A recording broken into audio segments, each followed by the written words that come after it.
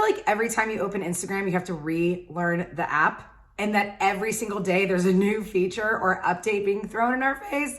Well, don't you worry, I've got you covered. My name is Shannon McKinstry, co-founder of the Social Squad Society, and today I'm gonna share with you what I would do if I was just starting on Instagram today. First things first, what I want you to know is while a lot has obviously changed on Instagram, heck, there weren't even Reels a couple of years ago, but the core, the essence of Instagram is still the same. It is a storytelling app, always has been, always will be. Another thing I want you to know is that even though a lot of us are selling products and services on Instagram and growing our businesses, our personal brands on Instagram, it wasn't created for selling or for businesses for that matter. So because of that, if I was starting over, I wouldn't necessarily change a lot, but here are some things I would make sure to do today. First things first, I would make sure before I start anything that I have a strong understanding of my brand and my target market. A lot of people come to me because I'm a social media manager and want to start creating content and showing up online, but they don't really even understand what their core values are,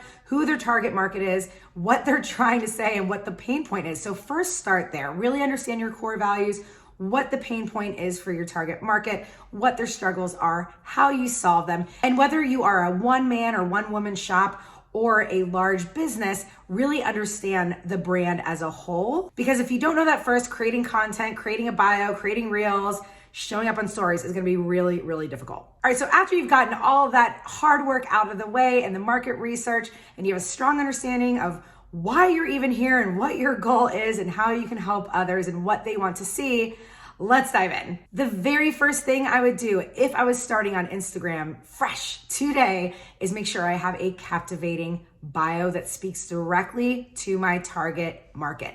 Your bio needs to say what it is you do, who you serve, where you're located, and more. And if you're wondering what your bio should include, be sure to watch the video above. Your bio needs to make sure to have some sort of I help statement, a value statement, a power statement about what it is you do. Think of your elevator pitch.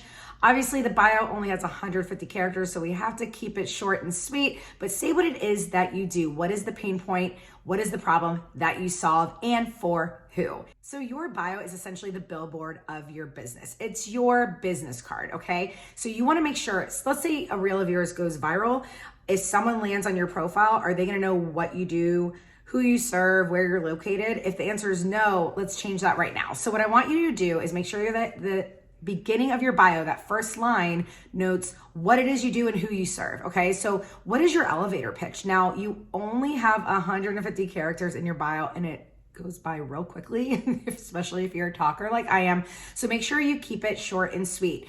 A simple I help statement, that value statement, that power statement. I help blank do this without blank, right? Then under that, you can kind of put maybe a little line about what people can expect, right? Let's say you're a blogger, fashion, wellness, motherhood, right? As for me, as a social media manager, I could have management, workshops, mentoring. Now, of course, I would run out of room because again, I'm a talker. So right now I only have my value statement there, and then I have the call to action. But if you have the room, absolutely have that value, I help power statement, followed by what they can expect, what kind of content you share, or what your services are. And then that very last line of your bio needs to have a call to action, meaning it needs an arrow, a little finger pointing down, directing them where to go. You want to use Instagram to drive traffic, right? To email lists, to your products, your services, to book a call, whatever it is.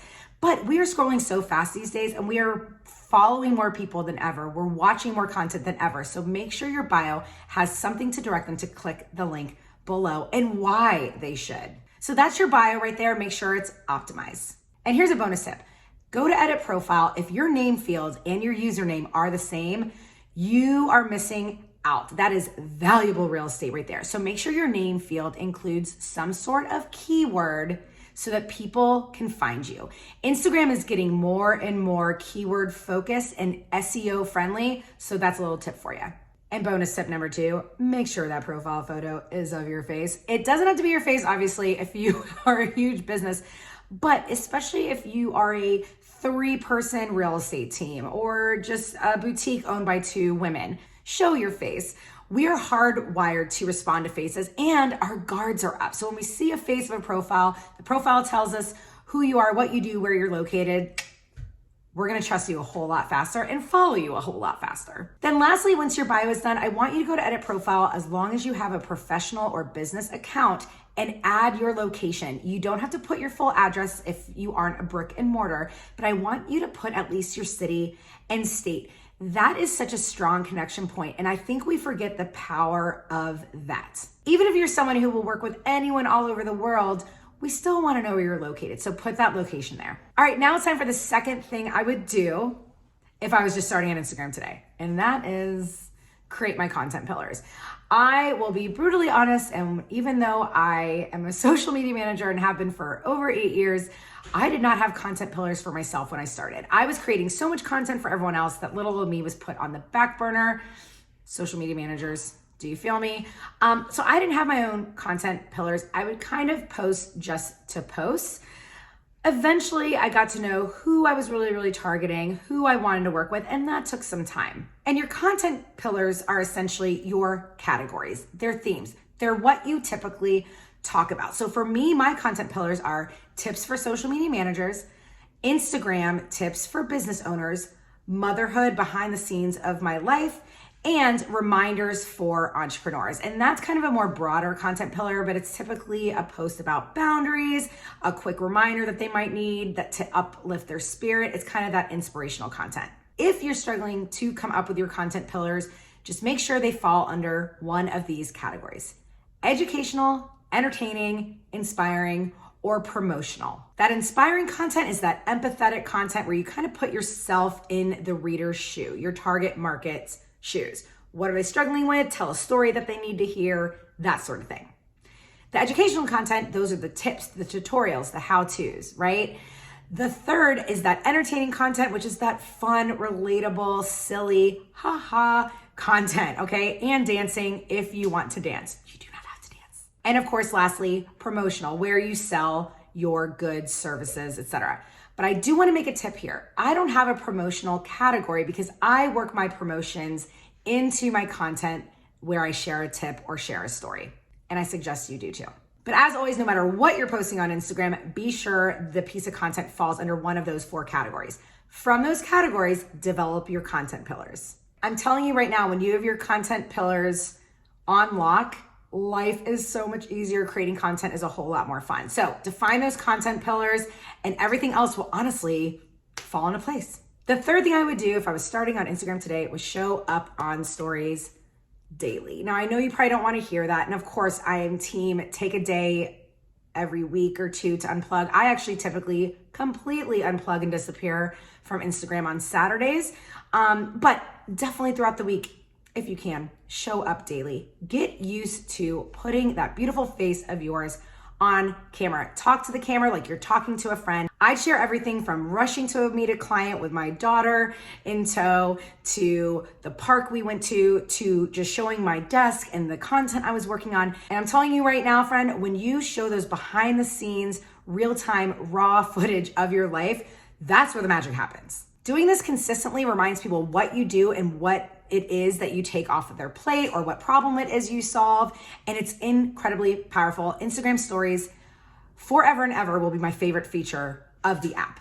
Now, that doesn't mean you have to share 10 stories daily. Start small, start with 2 or 3 and go from there. And here's a couple examples to make this easy. Let's say I am just new to stories. I would typically start my day showing my morning routine, whether it's my cup of coffee, a podcast I'm listening to, or me walking my dog. The second story I would share would typically be something work related, whether it's my desktop, talking to the camera, talking about what I'm doing that day, something along those lines. Lastly, I'll usually end with something with my family, whether it's dinner time or watching TV, etc. Those are 3 very simple stories that actually do convert because they bond you with your audience. Maybe they listen to the podcast too. Maybe they watch that show too. Maybe they're making the same dinner as you, or maybe they saw a product you're using that dinner that they did not know about. But it also establishes expertise by showing what you're doing and reminding them what you do and why you're so dang good at it. Now, the fourth thing I would do is something I was doing for all my clients, but not doing for myself, and that is engaging. I cannot stress this enough.